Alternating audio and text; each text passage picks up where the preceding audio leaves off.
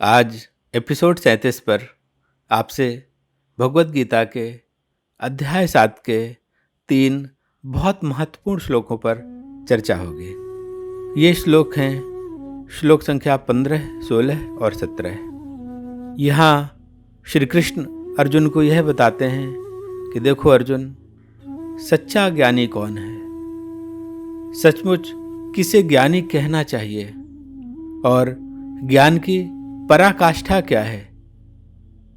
तो आइए अब हम इस विषय पर अपनी चर्चा को प्रारंभ करते हैं। श्री कृष्ण कहते हैं, नमाम दुष्कृतिनो मूढ़ाः प्रपद्यन्ते नराधमाः मायापहृत ज्ञाना आसुरं भावमाश्रिताः चतुर्विधा भजन्ते मां जनाः सुकृतिनो अर्जुन आर्तो जिज्ञासु अर्थार्थी ज्ञानी चा भर्तर्षभा।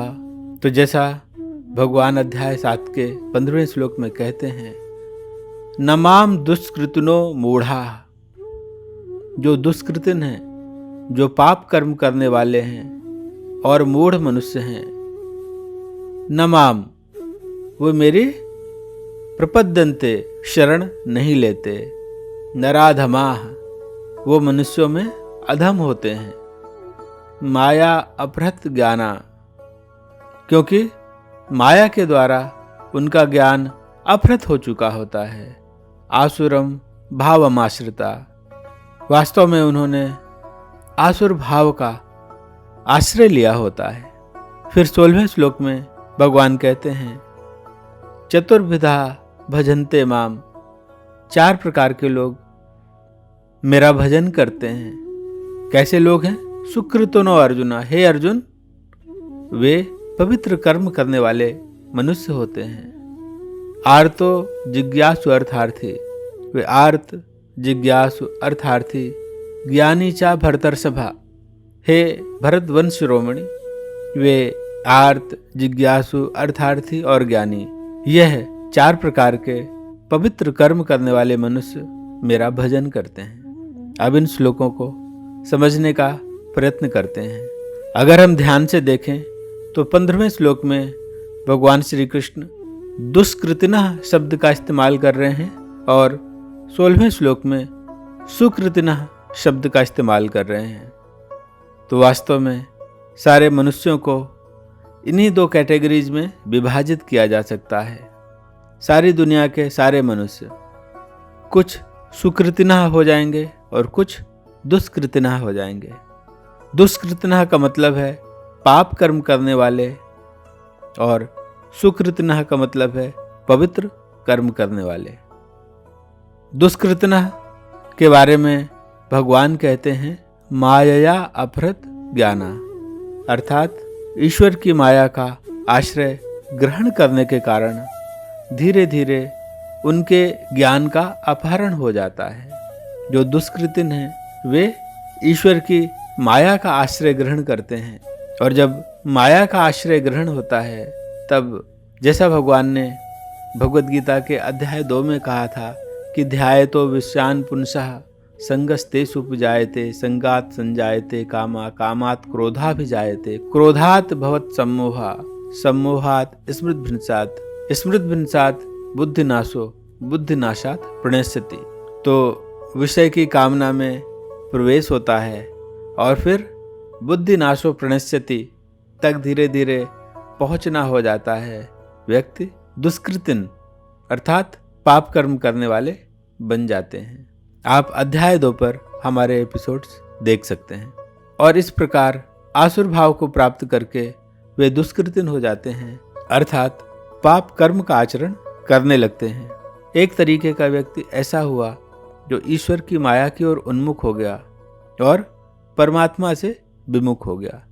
उसने इस मार्ग को पकड़ लिया।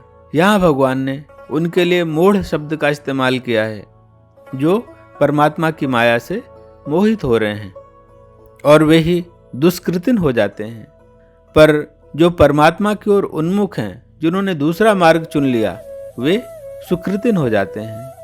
अब यहाँ थोड़ा मूढ़ को समझने का प्रयास करते हैं। मूढ़ अर्थात मोहग्रस्त। तो इस प्रकार मोहग्रस्त होकर ऐसा ही हो जाता है जैसे कालिदास जिस शाखा पर बैठे थे उसी को काट रहे थे। ऐसा व्यक्ति श्रम भी करता है और अपना ही नुकसान करता है, क्योंकि वास्तव में वह इस बात से अनभिज्ञ होता है कि जो वास्तविक संपदा है, जो परम संपदा है, वह कृष्ण ही है। उनको अपने जीवन में लाए बिना हम चाहें जितनी भी संपत्ति इकट्ठी कर लें, हम दरिद्र ही रहेंगे। कृष्ण ही है परम पद। उनके बिना हम चाहे जिस पद पर पहुंच जाएं, पदहीन ही रहेंगे। और कृष्ण ही है हमारा वास्तविक गंतव्य। उनके बिना चाहे हम जितनी यात्रा कर लें, पूरी जीवन की यात्रा करने पर भी मृत्यु के समय हम अपने आप को वहीं पाएंगे जहां हम जन्म के समय थे। अतः जब कोई परमात्मा से विमुख होता है तो वास्तव में वह अपने से भी विमुख हो जाता है।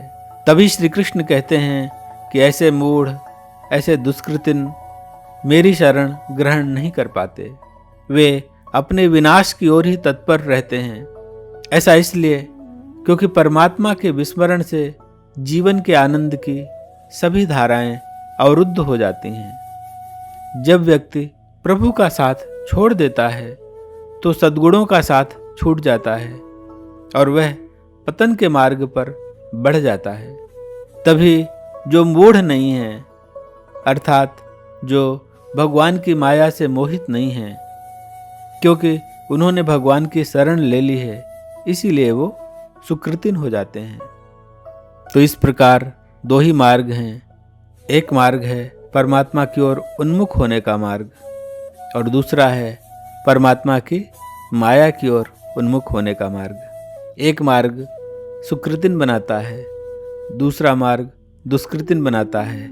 इसीलिए सारी दुनिया के मनुष्यों को इन्हीं दो कैटेगरीज में बांटा जा सकता है। यहाँ एक बात और ध्यान देनी आवश्यक है कि जो ईश्वर उन्मुख हो गए, प्रार्थना करते हैं, वे सभी बुद्धिमान ही हों, ऐसा जरूरी नहीं है।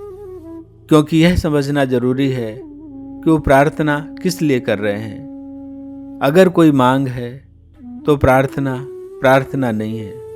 वास्तव में प्रार्थना का अर्थ है धन्यवाद। जो भी परमात्मा ने दिया है उसके लिए उसका धन्यवाद। यह अनुग्रह का भाव है, यह ग्रेटिट्यूड है। जितना उसने दिया है वही इतना ज़्यादा है कि धन्यवाद के अतिरिक्त कुछ और रह ही न जाए। अब यदि हम ध्यान से विचार करें तो इससे हमें अपनी मनः स्थिति समझने में सहायता मिलेगी। हमें एक रेफरेंस पॉइंट मिल जाएगा जहाँ से हम अपना आत्मावलोकन ईमानदारी से करें, विचार करें हमने किसका आश्रय लिया है, भगवान का या उनकी माया का। क्या हम वास्तव में प्रार्थना कर पाते हैं? और इसे जानकर ही परिवर्तन की ओर उन्मुख हुआ जा सकता है। क्योंकि ऐसा कोई मूढ़ नहीं है जो बुद्धिमान ना हो सके, और ऐसा कोई बुद्धिमान नहीं है जो पहले मूढ़ ना रहा हो, और पाप से गुजरे बिना कोई संतत्व तक नहीं पहुंचा है। आश्रय बदलते ही मूढ़ बुद्धिमान हो जाता है। जब व्यक्ति परमात्मा के उन्मुख होता है तो क्रमबद्ध प्रगति होने लगती है। तभी भगवान श्री कृष्ण कहते हैं कि 4 प्रकार के लोग उनके पास आते हैं: अर्थार्थी, आर्त, जिज्ञासु और ज्ञानी। देखिए, जब व्यक्ति भगवत उन्मुख हो जाता है, अर्थात भगवान की ओर अपना कदम बढ़ाता है, तो उसकी भक्ति का प्रारंभ हो जाता है। अब भक्ति कैसे कैसे दृढ़ता की ओर आगे बढ़ती है और क्रमबद्ध कैसे गहरी होती जाती है, उसको समझाते हुए यहाँ भगवान कहते हैं, पहला चरण है अर्थार्थी का, दूसरा चरण है आर्त का, तीसरा चरण है जिज्ञासु का और अंत में ज्ञानी होने का। अब एक एक करके हम इन्हें समझने का प्रयत्न करते हैं। अर्थार्थी वह हैं जो ईश्वर उन्मुख हो चुके हैं, प्रभु को पाना भी चाहते हैं, पर अभी पूर्व संस्कार के कारण उनमें धन की अभिलाषा और ऐश्वर्य की चाहत बची हुई है। पर चूंकि भक्ति के मार्ग पर आगे बढ़ चुके हैं तो ऐसे में वे ईश्वर पर ही आश्रित हो जाते हैं कि यदि तुम ठीक समझो तो मेरी ये चाहत पूरी कर दो। पर जब धन मिल जाता है और ईश्वर का आश्रय उन्होंने ग्रहण कर ही रखा होता है, तो धीरे धीरे उन्हें इस धन पर असारता का बोध भी होने लगता है और वह ईश्वर आश्रय की अगली कड़ी पर पहुंच जाते हैं, जहां आर्त होते हैं। अब आर्त को समझने का प्रयत्न करते हैं। आर्त भक्त कौन है? प्राण संकट आने पर, आफत आने पर, मन के प्रतिकूल घटना घटने पर जो दुखी होकर अपना दुख दूर करने के लिए परमात्मा को ही पुकारते हैं, दूसरे किसी उपाय को काम में नहीं लेते, वही आर्त भक्त कहलाते हैं। वे पहले ही भगवत उन्मुख हो चुके होते हैं, पर अभी कठिनाई दुष्कर लग रही है उनको। अतः प्रभु उन्मुख होने पर वे प्रभु को ही पुकारते हैं कि हे प्रभु पाहि माम रक्ष माम। वे कहते हैं कृष्ण केशव कृष्ण केशव कृष्ण केशव पाहि माम, राम राघव राम राघव राम राघव रक्ष माम। और हृदय से जो भी ऐसा पुकारता है, परमात्मा निश्चित रूप से ऐसे भक्त की रक्षा करते हैं। अब क्रमशः ईश्वर आश्रय से यह क्षणभंगुर जीवन भी बिना सत्य की खोज के निस्सार लगने लगता है। वह कहता है कि हे प्रभु, मैंने तेरा आश्रय तो लिया, पर तत्व से तुझे जान न पाया। शास्त्रों में पढ़ा है कि मैं तुम्हारा अंश हूँ, पर कहाँ मैं धन और क्षणभंगुर जीवन की रक्षा में ही फंसा हूँ। अब मैं तुम्हें जानना चाहता हूँ, अपने स्वरूप को जानना चाहता हूँ। और इस प्रकार वह जिज्ञासु हो जाता है। अब हम जिज्ञासु भक्त को समझने का प्रयत्न करेंगे। अब इस भक्त में अपने स्वरूप को और भगवत तत्व को जानने की जोरदार इच्छा जागृत हो जाती है कि वास्तव में मैं हूँ क्या, भगवत तत्व क्या है। और फिर भगवत आश्रय के द्वारा वह भगवत तत्व की जिज्ञासा करता है। इसलिए उसका साधन भगवत भक्ति ही होती है। वह कहता है कि मैं तो तुम्हारी ओर बढ़ रहा हूँ, अब तुम देखो तुम्हें क्या करना है, मुझ में तत्व से उतरोगे कि नहीं। और विचार करता है कि कबहू तो दीनानाथ के भनक पड़ेगी कान। तो जैसे जैसे ईश्वर पर अनन्यता के कारण उनको हृदय में उतारता जाता है, उसके हृदय में वेद प्रकट होने लगते हैं, अर्थात वह ज्ञान प्रकट होने लगता है, जिससे वह उस परमात्म तत्व को और स्वयं को जान पाता है। और इस प्रकार उसे ईश्वर की सत्ता ही सर्वत्र भासने लगती है। अब और कोई जिज्ञासा नहीं रहती। अब तो ईश्वर साक्षात प्रकट है। अब अनुकूलता भी उसी की कृपा है और प्रतिकूलता भी उसकी कृपा है। हर व्यक्ति और वस्तु भगवत रूप ही दिखने लगते हैं।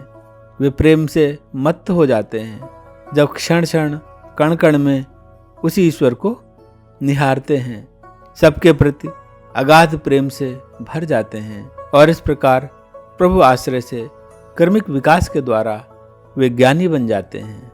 अतः आगे भगवान श्री कृष्ण कहते हैं, तेषां ज्ञानी नित्य युक्ता एक भक्तिर्विशिष्यते, प्रियो हि ज्ञानिनो अत्यर्थम अहम सचमम प्रियः। तेषां ज्ञानी नित्य युक्ता, उन चार भक्तों में ज्ञानी की मति मुझ में निरंतर लगी रहती है, वह नित्य युक्त होता है। एक भक्तिर्विशिष्यते, अतः वह अनन्य भक्ति वाला ज्ञानी ही विशिष्यते श्रेष्ठ है। प्रियो ही ज्ञानिनो अत्यर्थम, और ऐसे ज्ञानी भक्त को मैं अत्यंत प्रिय हूँ। अहम सचमम प्रिय, और वह ज्ञानी भक्त मुझे अत्यंत प्रिय है। और इस ज्ञानी की प्रभु से इतनी अनन्यता हो जाती है कि अब परमात्मा दूजा नहीं रहता, वहाँ कोई द्वि नहीं है, कोई द्वैत नहीं है। कबीरदास जी ज्ञानी भक्त हैं। अतः कबीरदास जी कहते हैं, हमन है इश्क मस्ताना, हमन को होशियारी क्या, रहें आजाद या जग में, हमन दुनिया से यारी क्या। जो बिछुड़े हैं प्यारे से, भटकते दर बदर फिरते, हमारा यार है हम में, हमन को इंतजारी क्या। न पल बिछुड़े पिया हमसे, न हम बिछुड़े पियारे से, उन्हीं से नेह लागी है, हमन को बेकरारी क्या। कबीरा इश्क का माता, दुई को दूर कर दिल से, जो चलना राह नाजुक है, हमन सिर बोझ भारी क्या।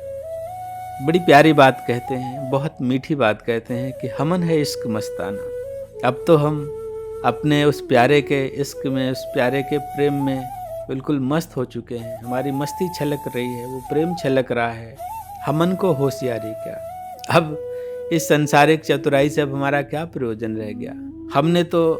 हमने तो यही जाना कि दो ही मार्ग हैं, एक संसार का मार्ग और एक परमात्मा का मार्ग।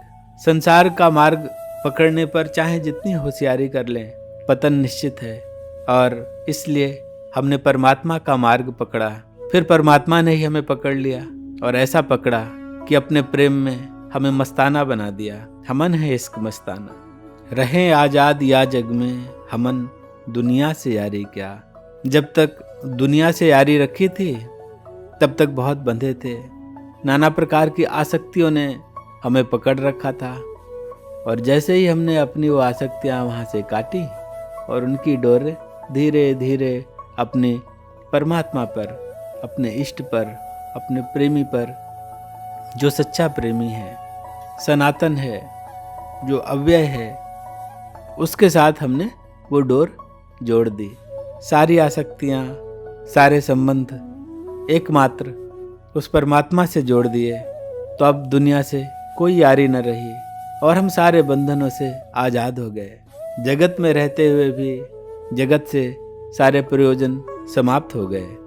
जो बिछुड़े हैं प्यारे से, जिन्होंने संसार का आश्रय ले रखा है, संसार की ओर उन्मुख हो गए, परमात्मा से विमुख हो गए, वे उससे बिछुड़ गए, भटकते दर बदर फिरते, और वे दर बदर भटक रहे हैं, क्योंकि जैसे ही संसार में एक चीज़ मिल जाती है, वो मिलते ही दूसरी मांग फिर से शुरू हो जाती है। फिर उसके पीछे भागना, तो कभी इस तरफ कभी उस तरफ, फिर कुछ नई चाह के पीछे यूं ही भटकना बना ही रहता है। तो दर बदर भटकना जारी है। हमारा यार है हम में, हमन को इंतजारी क्या। लेकिन हम तो जान गए कि हमारा जो यार है, हमारा जो प्रेमी है, हमारा जो गंतव्य है, जिसे हमें पाना है, वो हम में ही है, और अब हम उसकी ओर उन्मुख हो गए, वो हमारी ओर उन्मुख हो गया। अब इंतज़ार नहीं है, हमें जो चाहना था हमें मिल गया। न पल बिछुड़े पिया हमसे, न हम बिछुड़े प्यारे से। अब तो ऐसा कोई पल नहीं है जब वो परमात्मा हमसे बिछड़ा हो या हम उससे बिछड़े हों। उन्हीं से नेह लागी है, हमन को बेकरारी क्या। अब तो एकमात्र नेह, एकमात्र स्नेह, एकमात्र प्रेम उनसे ही हो चुका है। अब कैसी बेकरारी। कबीरा इश्क का माता, दुई को दूर कर दिल से। इस प्रकार कबीरदास जी कहते हैं कि वे इस प्रकार से अपने परमात्मा के प्रेम में मत हो चुके हैं, मतवाले हो चुके हैं कि अब दुई दिखती नहीं है। अब लगता ही नहीं कि हम दो हैं, अब लगता है कि हम एक हो गए हैं। जो चलना राह नाजुक है, हमन सिर बोझ भारी क्या। अब तो ये दो का बोझ भी उठाना मुश्किल हो गया है, क्योंकि प्रेम की राह है, बहुत नाजुक है। दो बनने पर भी बोझ लगता है, दो होने पर भी बोझ लगता है। हम और वो अब दो नहीं हैं, एक ही हो गए हैं। अब कोई द्वैत नहीं है, वो मुझ में है, मैं उसमें हूँ। प्रेम गली अति साकरी, जामे दो न समाए। अब दो नहीं समा सकते इस सकरी गली पे, तो अब दुई खत्म हो चुकी है। मैं इतना उन पे उतर गया हूँ कि अब वही हो गया हूँ। तो यही है ज्ञानी भक्त की स्थिति, और यही है ज्ञान की पराकाष्ठा। आज इतना ही। जय गौ माता, जय गोपाल।